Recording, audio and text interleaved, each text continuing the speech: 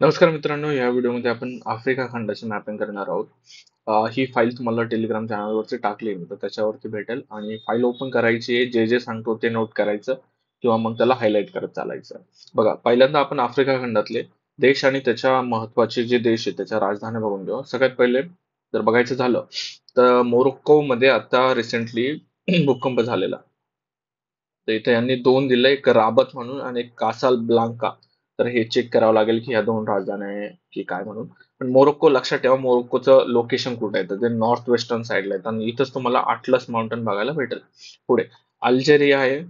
इथं अल्जियर्स म्हणून त्याची राजधानी आहे. ट्युनिशिया त्याची ट्युनिस राजधानी आहे.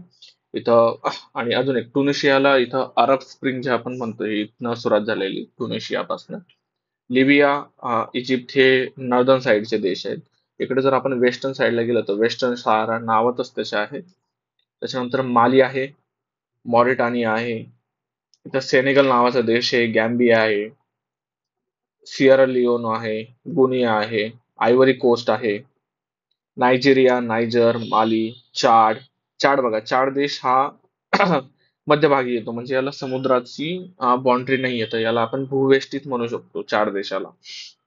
सेंट्रल आफ्रिकन रिपब्लिक आहे, कॅमरून आहे, डेमोक्रॅटिक रिपब्लिक ऑफ द काँगो आहे, उगांडा बघा, उगांडाचं लोकेशन सुद्धा तो एक सुद्धा भूवेष्टीत आहे. इकडे साऊथ सुदान, आता रिसेंटली सुदान आणि साऊथ सुदान हे दोन वेगळे देश झाले आणि सुदानची राजधानी खार्तूम आहे, तर साऊथ सुदानची जुबा आहे. इकडे आपण जर बघितलं तर इथिओपिया आहे, त्याची राजधानी अड्डिस अबेबा आणि दिजोबती, त्याची राजधानी दिजोबती म्हणूनच येते. आणि इरिट्रियाची राजधानी आस्मारा म्हणून येते. इकडे सोमालिया, म्हणजे इकडे ते आपण म्हणतो ना समुद्रातले पायरेट्स, तर तो हा देश त्याच्यासाठी ओळखला जातो. सोमालिया हा इथं कंट्री आहे. इकडे केनिया आहे, केनियाची राजधानी नैरोबी आणि इथं आपल्याला UN चे जे इन्व्हायरमेंटशी रिलेटेड काही मुख्यालय आहे ते इथं बघायला भेटतात नैरोबीमध्ये.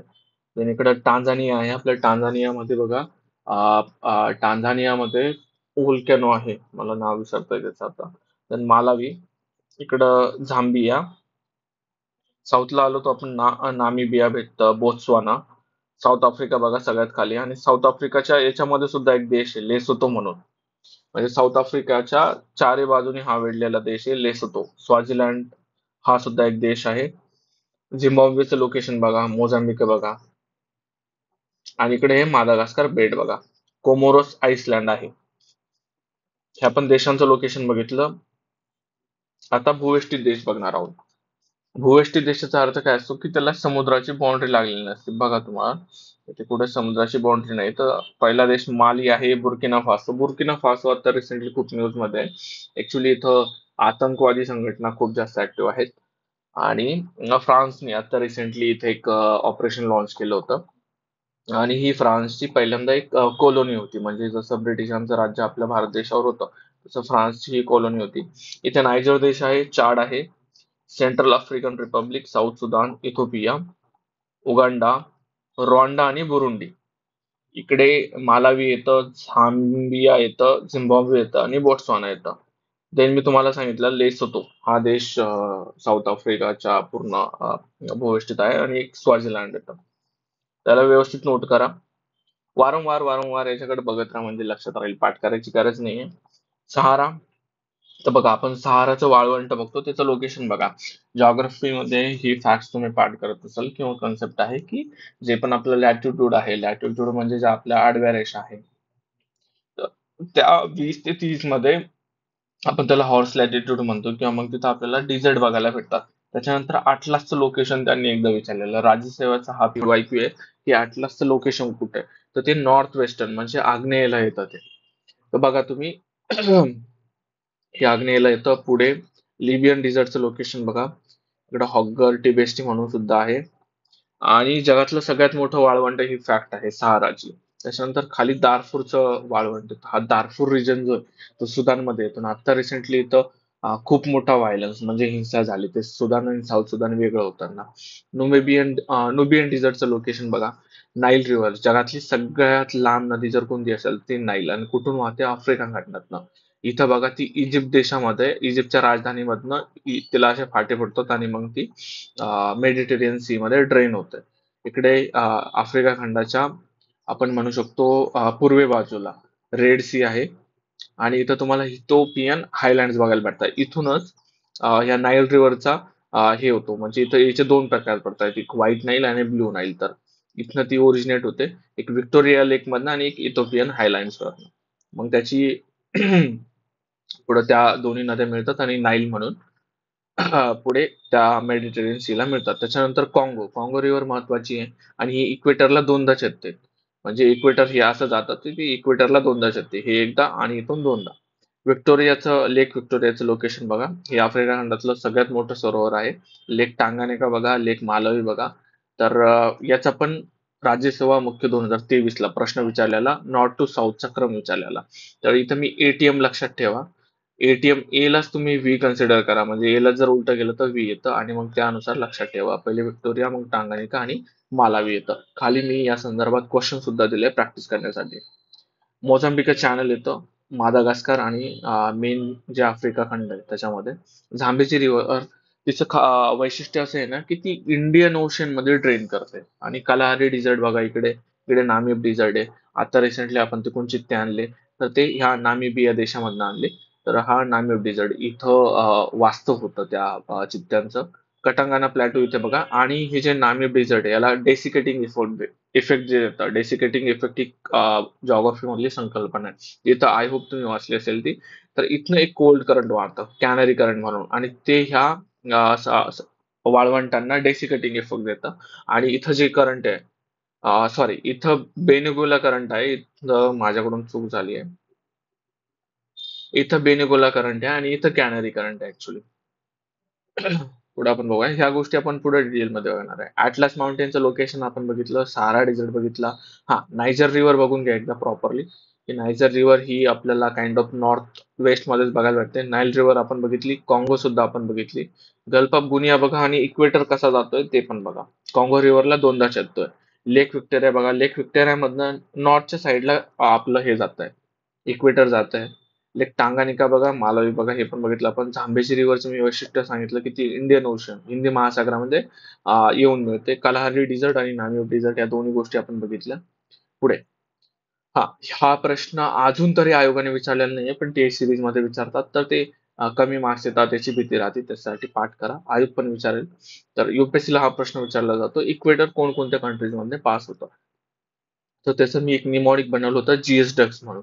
तर गॅबॉन आहे, सॅवटोम प्रिन्सिपे आहे, डेमोक्रॅटिक रिपब्लिक काँगो आहे, उगांडा आहे, काँगो रिपब्लिक, केनिया आणि सोमालिया. असे आपल्याकडे जवळपास हे 5 आणि 2 7 देशामधनं इक्वेटर पास होतं.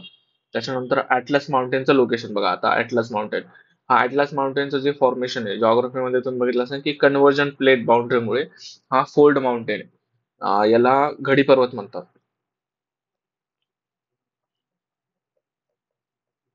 हे घडी पर्वताचं उदाहरण आहे ऍटलस माउंटेन. त्याच्यानंतर हा सेमी अॅरिड आहे. त्याच्यानंतर इथं बर्बर नावाची एक आदिवासी जमात राहते आणि ह्या रिजनला मागरेब रिजन म्हणतात. पुढे, माउंट टोपकल म्हणून हे ऍटलस माउंटेन मधलं सगळ्यात हायेस्ट पीक आहे. इथे लिहून देतो मी.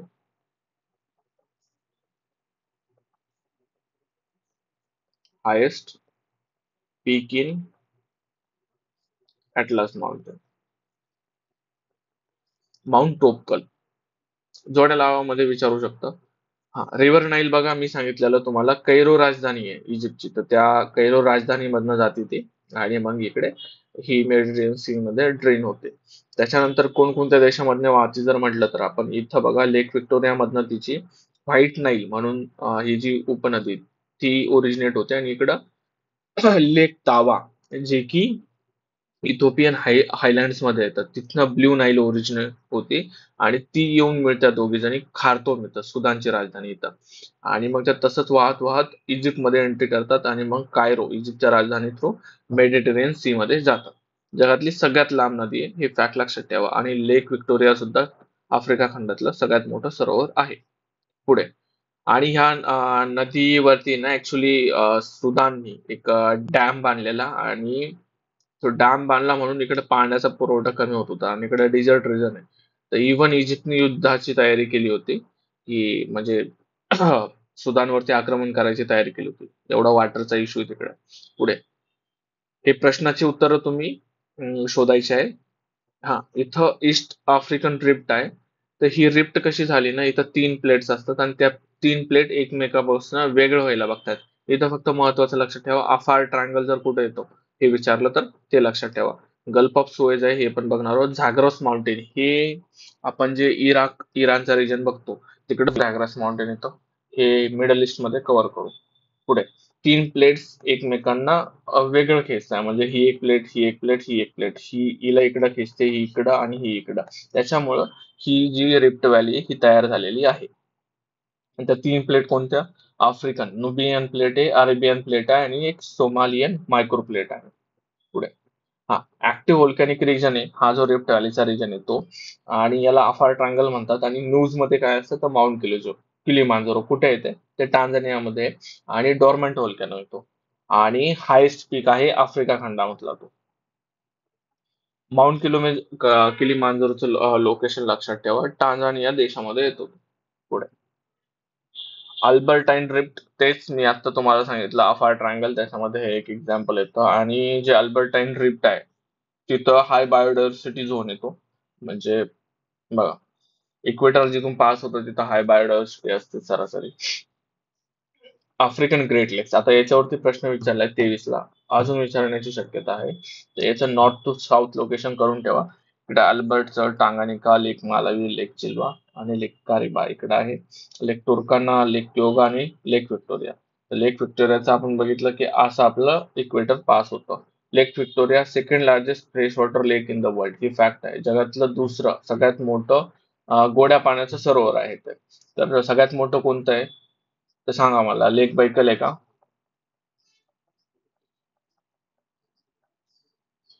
बघा एकदा सर्च करा आणि सांगा मला. हा, इथं क्वेश्चन सुद्धा दिलेला आहे. हा, इथं जर तुम्हाला अजून माहिती असेल पाहिजे असेल आफ्रिकन ग्रेट लेक्स बद्दल तर ती इथं दिलेली आहे. जिथं लेक बैकल बद्दल सुद्धा बोलले गेलेले आहे तर बघून घ्या. हा, आता महत्वाचे वाळवंट बघूयात आपण. तर सहारा वाळवंट आहे ऍक्च्युली, हा नद्यांचा आहे मॅप. तर बघा नद्या, बघा नायजर रिव्हर आहे, इकडं वोल्टा रिव्हर आहे. हे पण विचारलं जाऊ शकतं की कोणती नदी कुठे आहे, तर वोल्टा रिव्हर आहे. बेनो रिव्हर आहे, कॉंगो रिव्हर आहे. त्याच्यानंतर नाईल आपण बघितली. इकडं नामिब डिझर्ट आहे, इकडं ऑरेंज रिव्हर, हा ऑरेंज रिव्हर महत्वाची आहे. त्याच्यानंतर कलाहारी डिझर्ट आपण बघितलं. आणि हे लेक सुद्धा बघितले. पुढे हे लिबियन डिझर्ट आहे आणि white dessert, Nubian dessert, कलाहारी dessert आणि नामिब डिझर्ट. याचं लोकेशन नोट करत चला. हा, आता आपले एक थंड प्रवाह आणि एक उष्ण प्रवाह. तर याच्यामध्ये आपल्याला महत्वाचे थंड दोन प्रवाह येतात, कॅनरी आणि बेनगोला. मी सांगितलं होतं तुम्हाला बेनगोला करंट आणि कॅनरी करंट. त्याच्यानंतर उष्ण जे आहे ते अगोलाज म्हणून येतं आणि मोझंबिक म्हणून येतं. तर हे तुम्हाला लक्षात ठेवायचे. पुढे हा, आता ही हॉर्स लॅटिट्यूडची कन्सेप्ट तुम्ही जॉग्राफीमध्ये वाचली असेल. त्याच्यामध्ये संकल्पना काय असते, हा जर इक्वेटर आहे तर 20 ते 30 जे आपलं लॅटिट्यूड असतं, तर त्याच्यामध्ये हे बघा इकडं नॉर्थला सुद्धा आणि साऊथला सुद्धा त्याच्यामध्ये तुम्हाला जास्त करून डिझर्ट बघायला भेटतं हॉर्स लॅटिट्यूड. जे प्रेशर बेल्ट आहे आपले 7 ते व्यवस्थित करायचे, ती कन्सेप्ट आहे. हा, आणि हा करंट मधला issue, the great green wall हे त्यांनी चालू केलं इकडे सहारा रिजन. आणि मी तुम्हाला खाली सांगितलेलं की इकडे साहिल रिजन येतो. साहिल काय आहे? तर इथं ट्रॉपिकल ग्रासलँड आहे आणि सहारा हे डिझर्ट आहे. आणि प्रॉब्लेम काय असतो ना, डिझर्ट जर म्हणजे एकदा झालं तर तुम्ही त्याला रिव्हर्स नाही करू शकत. लेट्स से की सहाराची माती जर इकडे आली किंवा मग याचं साहिलचं जर डिझर्टिफिकेशन झालं तर ते नंतर परत कधी ती मातीनं कन्वर्ट होत नाही चांगल्या मातीमध्ये. तर त्याच्यासाठी ह्या देशांनी म्हणजे साहिल रिजनच्या वरच्या देशांनी ही ग्रेट ग्रीन वॉल इनिशिएटिव्ह चालू केलाय साहिल रिजन मधल्या देशांनी. पुढे द हॉर्न ऑफ आफ्रिका. आता हॉर्न ऑफ आफ्रिका म्हणजे काय, गेंड्याचा शिंग कसा असतो त्या प्रकारे तुम्हाला हे दिसत असेल. तर याच्यामध्ये 4 देश आहे आणि त्या 4 देशांची ट्रिक काय आहे, सीड आहे. सीड एस पासन काय येतं, सोमालिया येतं. ई पासन काय येतं, इरिट्रिया. परत ई पासन काय येतं, इथोपिया. आणि डी पासन दिजोबती. 4 देश पाठ करायचे. हॉर्न ऑफ आफ्रिकामध्ये काय येतं तर सीड येतं. सोमालिया, इरिट्रिया, इथोपिया आणि दिजोबती. पुढे हा एक करंटचे इश्यू आहे, हे युपीएससी लेवलचे प्रश्न आहेत. राज्यसेवेला हे प्रश्न येत नाही.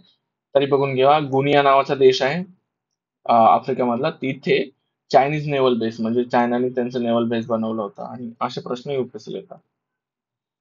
इथं इथनिक ग्रुप्स दिले तर हे सुद्धा करायची गरज नाहीये. मेन मेन बघू शकता मी हौसा दिलंय, तुबू दिलंय, अरब, सारवी, Kuba, Tonga, Chokwe, Kongo, Mongo, Zande, Somali, अफार.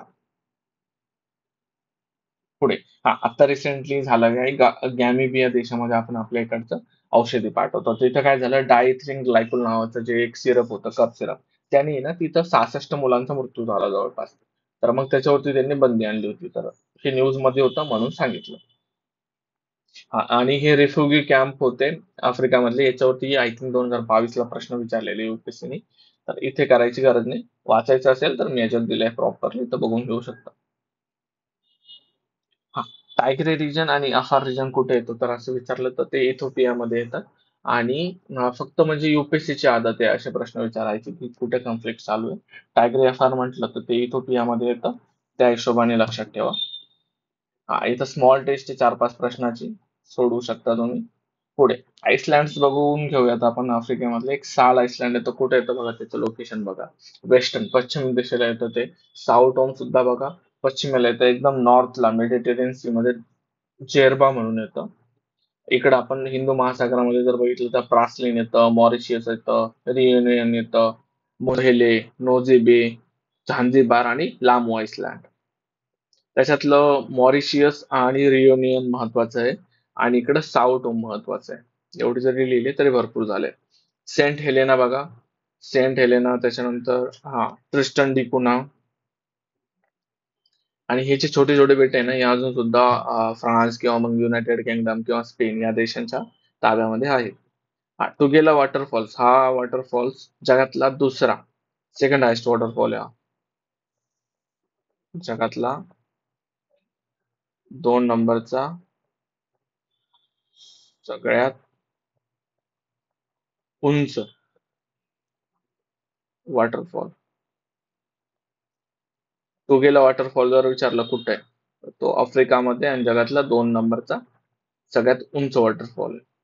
आणि 1 नंबरला कोणता येतो तो अँजल वॉटरफॉल येतो. तर बघून घ्या.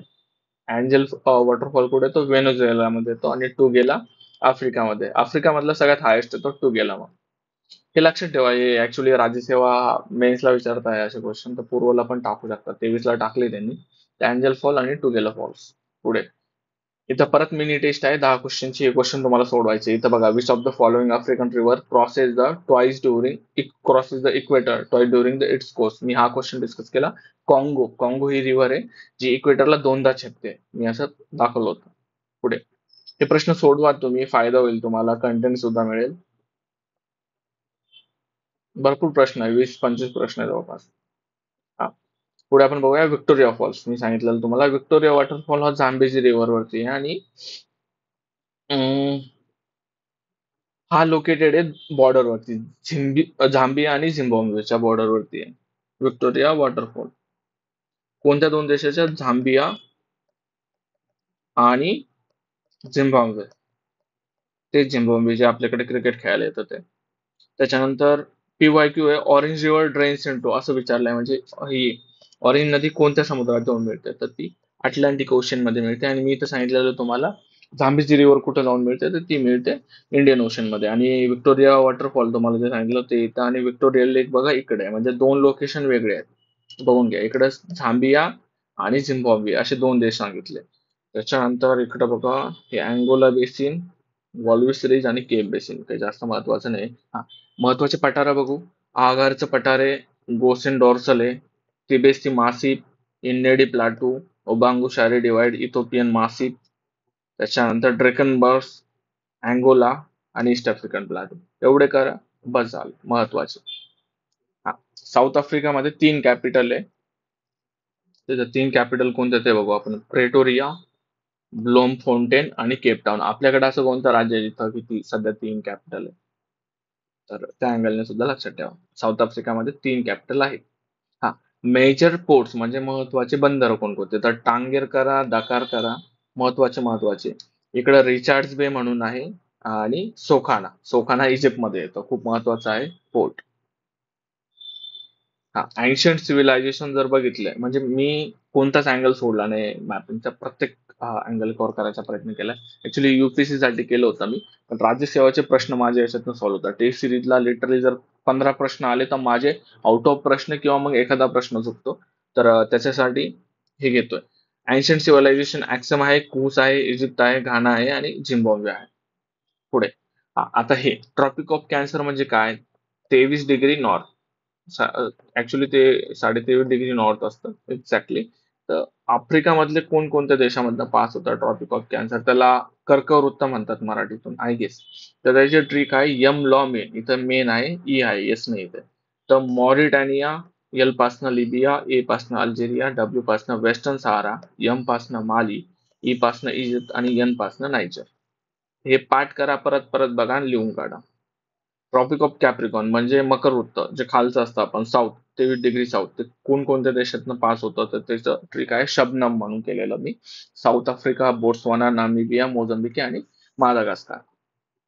हा, आणि अजून एक की आफ्रिकेच्या अशा कोणकोणत्या कंट्री आहेत ज्या की मेडिटेरियन सीला बाउंड्री करतात, त्याची ट्रिक आहे मेटल. मेटल आपला धातू.